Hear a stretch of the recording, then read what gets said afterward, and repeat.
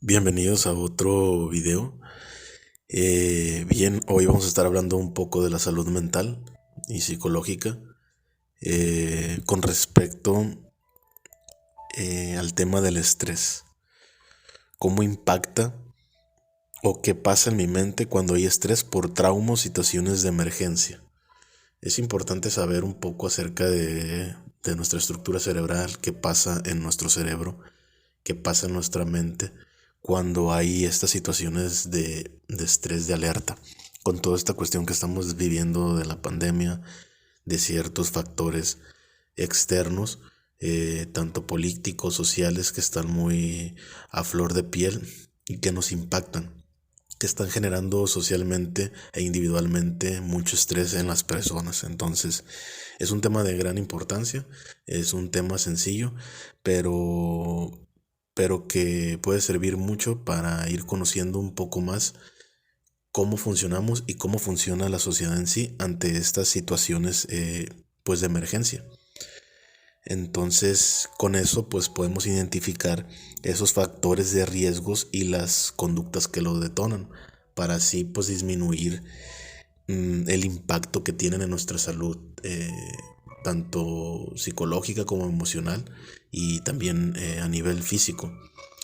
Entonces vamos a hablar primeramente acerca del cerebro y la mente. Podemos decir que todas las experiencias que vivimos son producto de nuestra mente.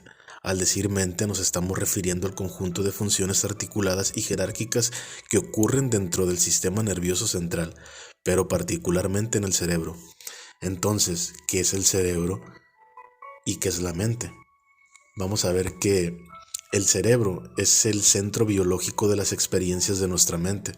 Este órgano recibe los estímulos del interior y del exterior de nuestro cuerpo, los integra unos con otros y nos permite sentir en este momento, por ejemplo, si estás frente a la pantalla, la luz de la pantalla, la dureza de nuestros asientos y la posición de nuestras extremidades. Todo lo que acontece en este momento, todo lo que estás haciendo en este momento, el cerebro lo está analizando y lo está interpretando. Sin embargo, también nos permite eliminar esas sensaciones para ejercer funciones superiores que darán origen al conocimiento que estamos por lograr. Como parte del sistema nervioso central, el cerebro recibe información, la interpreta y decide la respuesta, y al hacerlo funciona como una computadora, lo que veíamos ahorita. El cerebro procesa toda esa información eh, y la va interpretando, ¿sí? Le va dando sentido. Eh, si recibe imágenes ligeramente diferentes de un objeto en los ojos, calcula las diferencias e interfiere qué tan lejos debe de estar ese objeto para proyectar la diferencia. El cerebro también hace los cálculos necesarios para producir el movimiento. Por ejemplo, cómo se hacen los cálculos para arrugar una bola de papel y lanzarla al cesto de basura. Primero, cada neurona se conecta con miles de otras neuronas que se disponen en las redes al interconectarse unas con otras.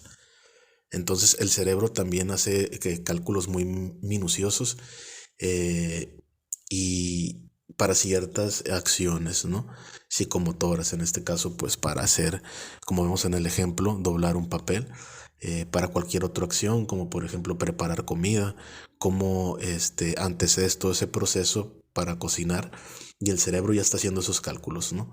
Ya está pensando, digamos, de una manera preactuando en la mente para lo que se dispone a hacer, y todo esto pues lo hace de una manera muy calculadora y muy exacta.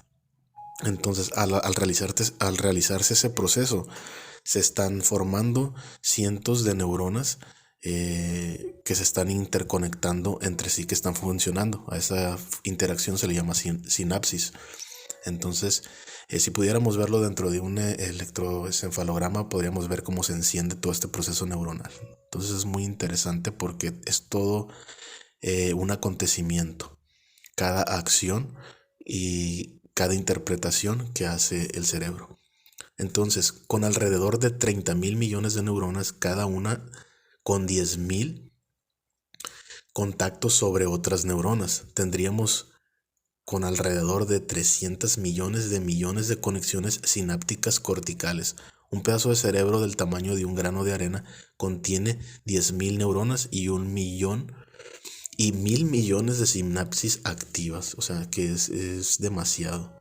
Entonces todo este proceso multifuncional es lo que sucede en nuestro cerebro cuando, cuando interpreta la información del exterior y cuando procede a hacer un acto al momento de pensar. Entonces es sumamente maravilloso esto. Entonces, ¿qué es la mente? A diferencia del cerebro.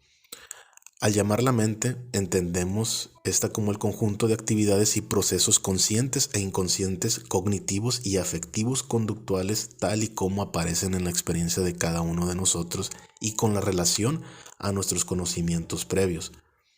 El principal problema partía de localizar el vínculo entre lo subjetivo representado por estas funciones y lo objetivo representado por el órgano de donde parte la identificación de todo lo que se experimenta. Todo lo que conocemos, así nunca lo hayamos visto, está en nuestro cerebro. Así nuestras ideas y nuestras imágenes de la infancia se encuentran localizadas en alguna de las circunvoluciones cerebrales en algunos de los lóbulos de nuestro cerebro. Cuando pensamos sobre nuestro cerebro, estamos pensando con nuestro cerebro, activando millones de sinapsis y liberando miles de millones de moléculas de neurotransmisores, que es lo que les comentaba hace un momento.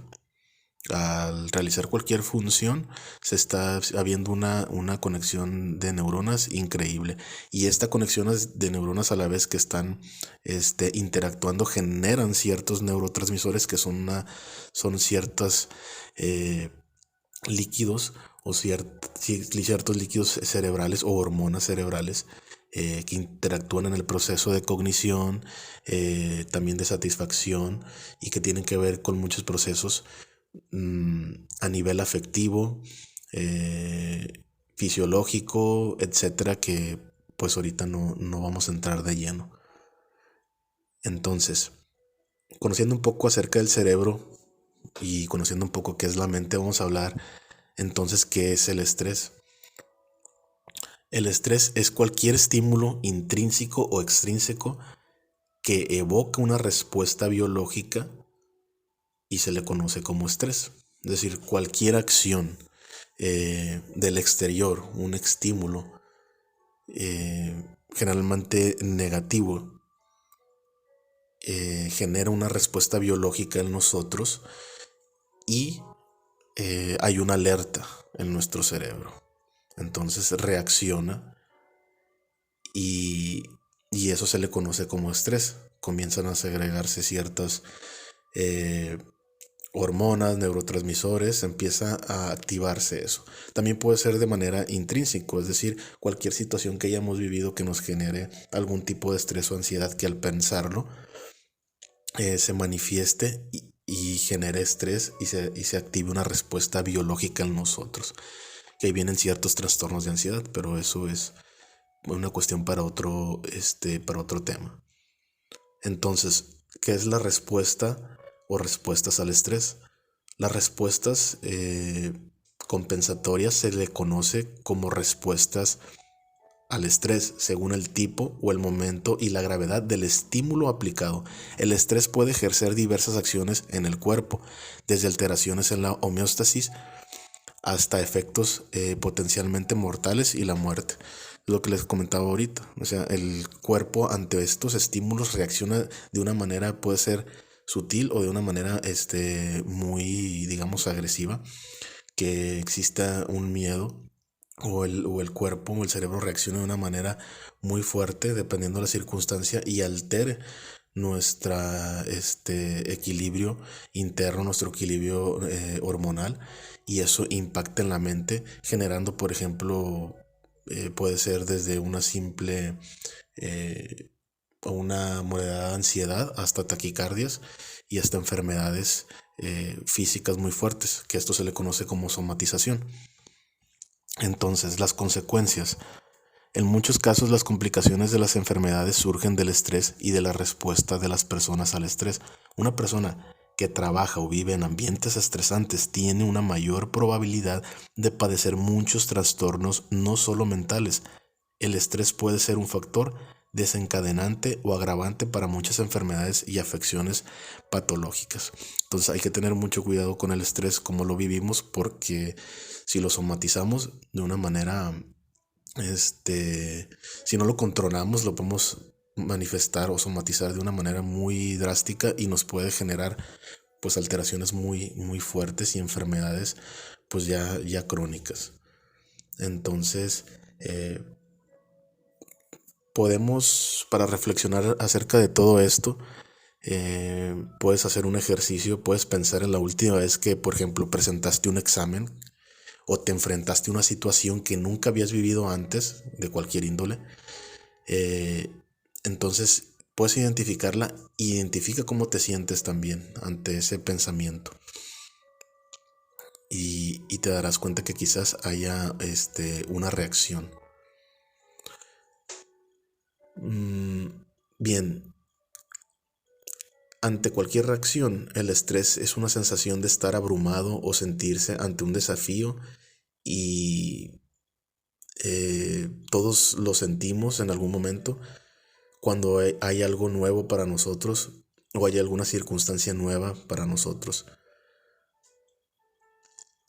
Sin embargo, el estrés es más que eso, es una respuesta que pasa de un lado al otro del cuerpo. O sea, se genera una actividad cerebral, física y emocional en todo nuestro ser. Entonces no es algo que se debe de tomar a la ligera. Entonces, ¿qué pasa exactamente en nosotros, en este caso especialmente en el cuerpo, cuando sientes estrés? De inicio el estrés es eso que nos mantiene vivos. Al parecer, la respuesta primitiva de luchar, paralizarnos o huir. Sin embargo, cuando el estrés se convierte en una vivencia continua que se activa una y otra vez o está presente durante mucho tiempo, esa misma respuesta que antes nos hizo sobrevivir empieza a ser no solo poco útil, sino dañina. En primer punto, ante estas situaciones, el cerebro, al identificar una situación estresante que llamamos estresor, lanza una respuesta no consciente que prepara al cuerpo para actuar. Es decir, cuando nos encontramos en una situación que para el cerebro es, le representa peligro, ya nos pone a una situación de parálisis o huida, ¿sí?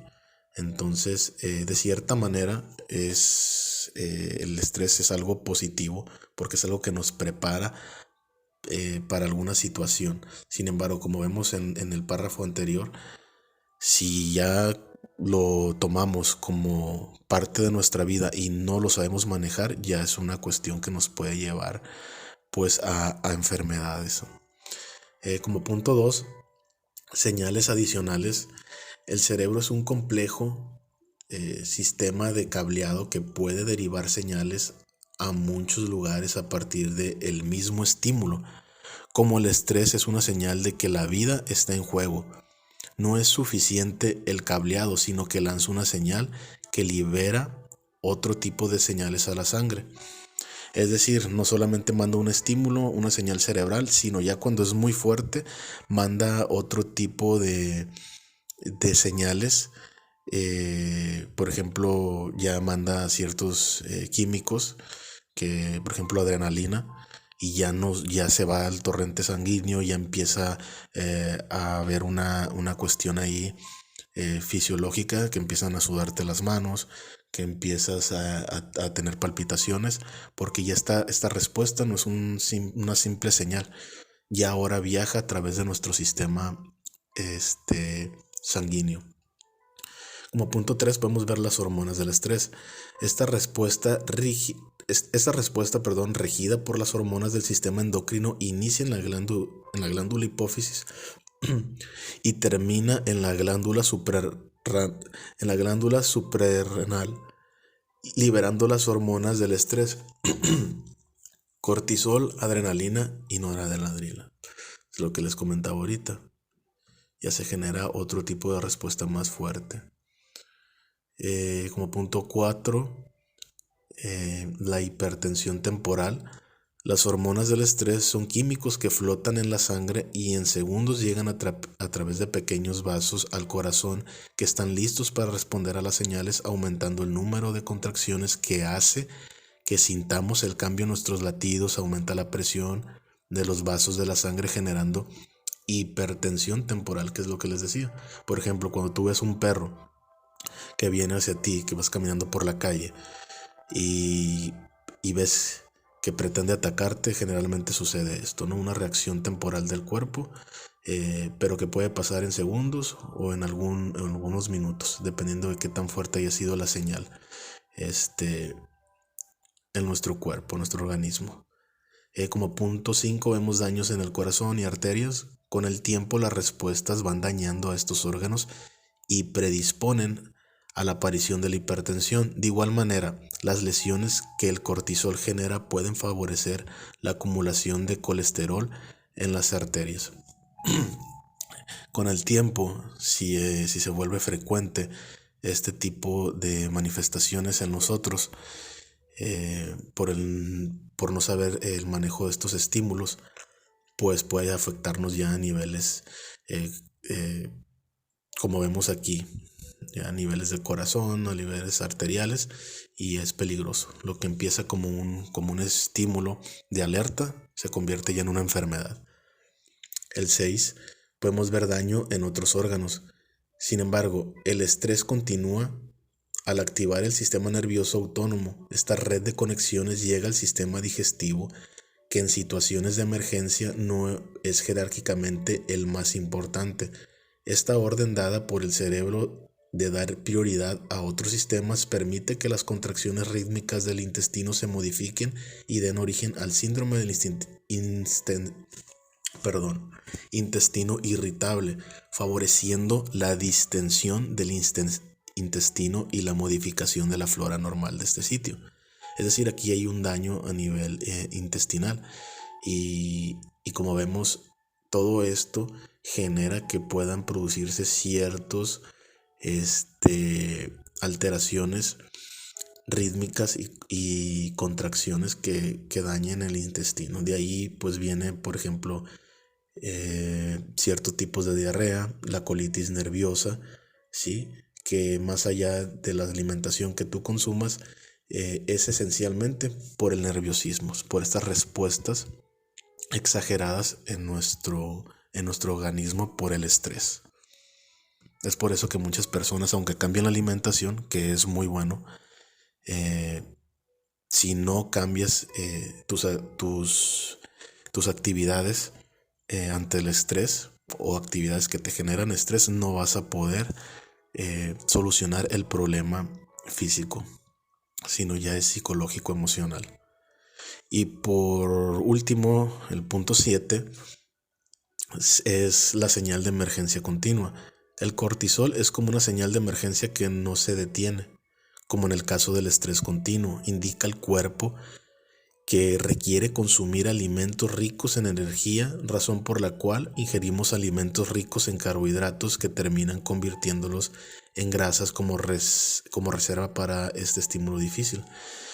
Esto es un claro ejemplo de cómo el cuerpo quiere resguardar ese tipo de carbohidratos, ¿no? Entonces de ahí vienen muchas veces las ansiedades o la ansiedad por estar comiendo desmedidamente, porque el cuerpo está necesitando esas reservas, ya que cuando hay una actividad demasiado estresante, hay una quema de calorías, hay una cinética muy importante en nuestro organismo y requiere, ¿sí? de este tipo de carbohidratos, de calorías, y lo que hace es que manda al cuerpo a que coma bastante. Entonces hay que cuidar esta situación porque puede llevarnos pues a la obesidad.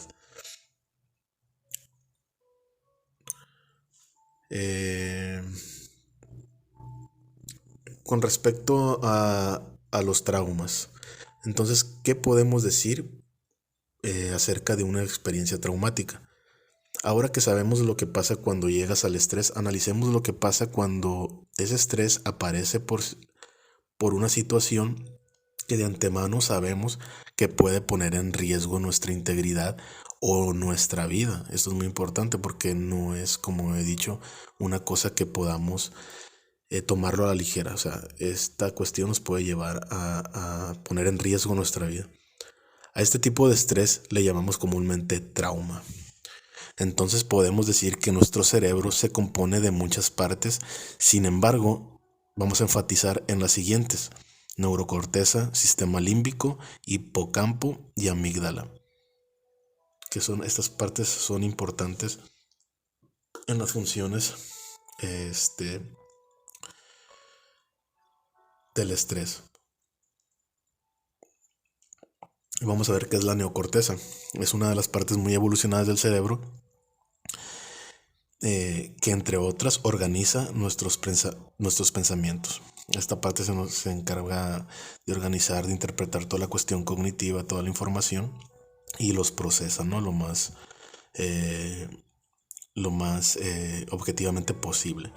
El sistema límbico es una parte muy primitiva del cerebro que nos permite eh, mantenernos vivos, organizando funciones como respirar o regulando los latidos del corazón, pero también son estas las que nos permiten sentir experiencias emocionales placenteras.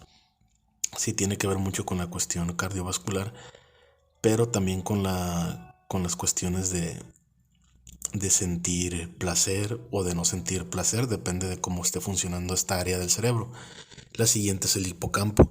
El hipocampo, que normalmente guarda memorias y se encarga del aprendizaje, en este momento solo funciona para regular el aumento en la liberación de cortisol, que es la señal que incrementa la alerta a otros sistemas. En este caso, no manda lógica, sino el instinto. Es decir, en situaciones de peligro, aquí no piensas, sino actúas por instinto. ¿Sí? Y es lo que generalmente todos hacemos cuando nos encontramos en peligro, no, o un peligro muy a corto plazo. No piensas, sino que actúas. Pero es porque así funciona nuestro cerebro, no porque nosotros lo hagamos. Y aquí va una de las más importantes, la amígdala cerebral. Durante una experiencia traumática, una de las partes del sistema límbico, la amígdala, es como la alerta sísmica que nos indica lo que es el peligro y nos guardará silencio hasta que todo parezca volver a la normalidad. Mientras la alerta de la amígdala suena en todo su esplendor, las partes de la más sofisticada neocorteza dedica a brindarnos control y permanecen apagadas. Es decir, la neocorteza pues como que regula este proceso que hay en la amígdala.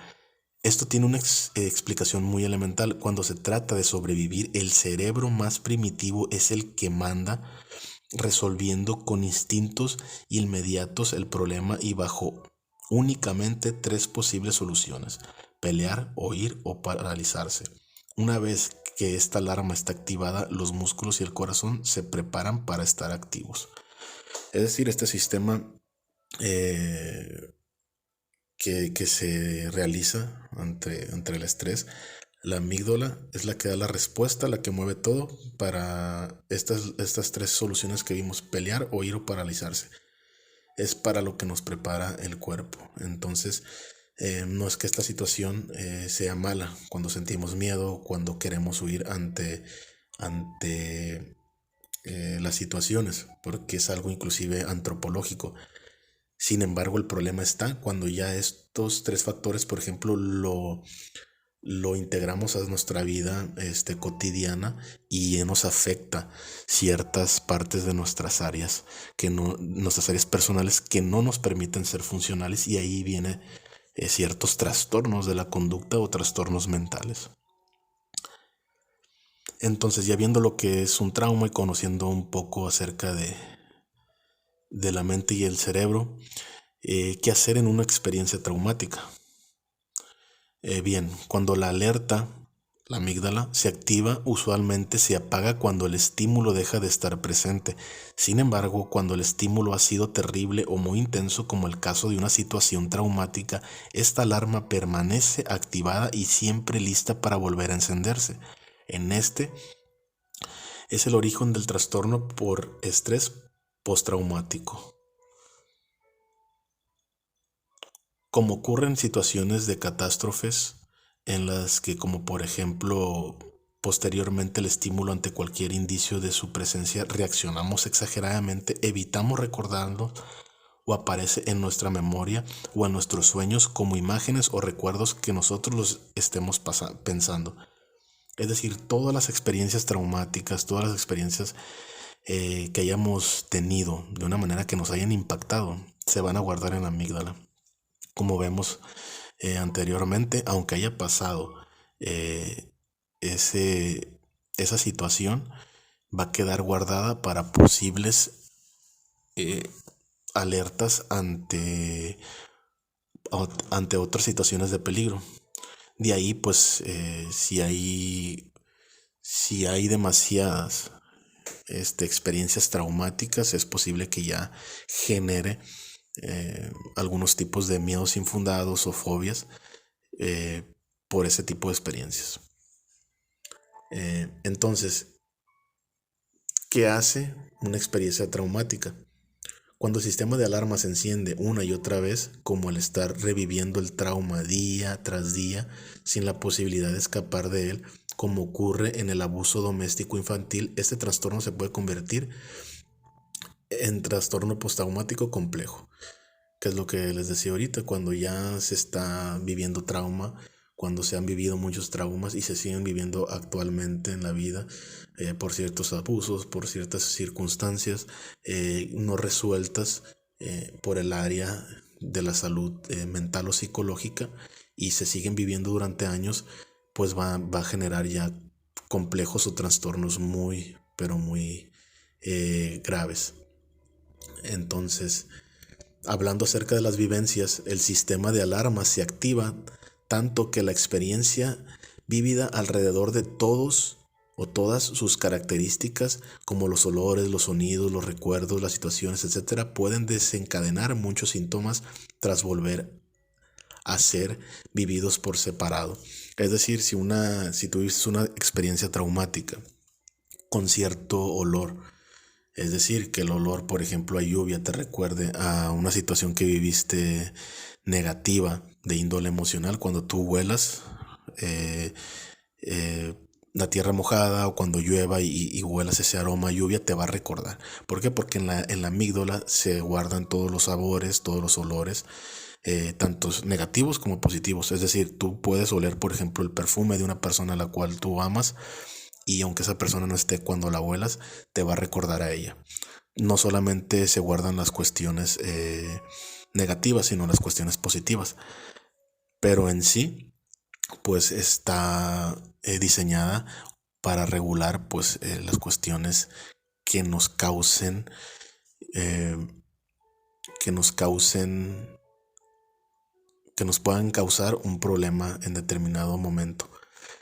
Entonces, hablando de los síntomas, durante esta etapa del trauma no es común padecer depresión o llorar todo el día. Sin embargo, es más frecuente presentar pesadillas, entumecimiento, flashback, estrés, sensación de estar enfermo, vergüenza o culpa, dificultad para disfrutar actividades placenteras como el sexo o aislamiento, entre otras. Los síntomas pueden ser tan abrumadores que es frecuentemente recurrir al abuso del alcohol, al abuso de drogas ilícitas, la autoagresión o la violencia o la disociación, desconexión o falta de la continuidad entre los pensamientos, de los recuerdos, del entorno y las acciones de identidad. Cuando no logramos controlar este tipo de traumas, de vivencias, pues se recurren, como vemos aquí, a ciertas sustancias eh, ilegales que quieran, que la persona quiera con ellas evadir la realidad, que quiera desconectarse y llega a un tal grado de patológico que ocurre lo que dice aquí, una disociación, y una disociación es una fracturación del yo de nuestra personalidad, la cual pues eso es un trastorno grave de personalidad que puede pues inclusive causar problemas como la esquizofrenia, ¿no? Pero ya son temas ya más complejos, más complicados, que intervienen otros factores, pero que está latente la cuestión del estrés. El estrés es un mecanismo evolutivo que nos protege. El trauma es la respuesta del cerebro a la necesidad de sobrevivir en situaciones amenazantes. No somos superhombres. Tener un cerebro reactivo a las emociones nos hace frágil. Entonces el estrés traumático es la respuesta del cerebro a situaciones anormales y es normal a la vez. Es decir, es nada más como una alarma.